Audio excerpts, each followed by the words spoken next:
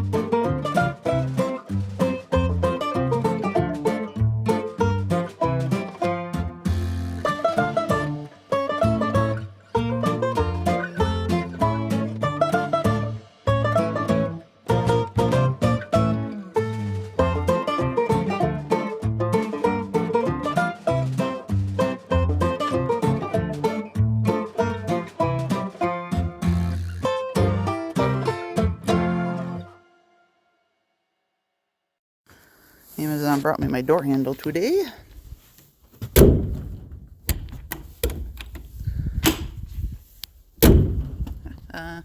Have a door. Ta-da! I'm super happy with that.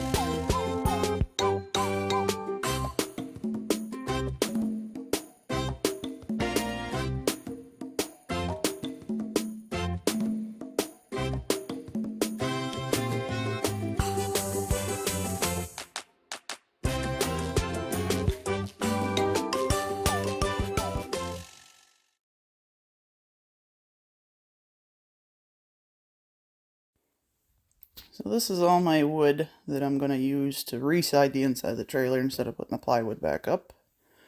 And then I have all my slabs. I have some finished 3x3s that were all kiln dried to use. And then most of these have been kiln dried and run through a planer. So these are all kind of like half finished slabs that all need to find a home in my storage trailer. And then I have a bunch more outside that haven't been dried or run through the planer. So, fun. My goal today was to get all of the slabs from the house moved out onto the racking system, which did. FYI, that big thick bugger on the bottom weighs more than I do. It's more up there. While I was gone, my cousin dropped me off another project. This was my great-great-grandparents' table. Then I gotta build this wall. There'll be a wall that'll divide the front from the back. But I did get all the rest of my furring strips up because it was warm enough for construction adhesive today. So those are all done.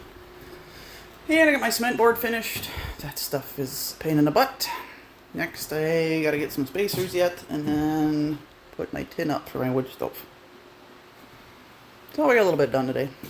But big project was moving all this crap, and that got done.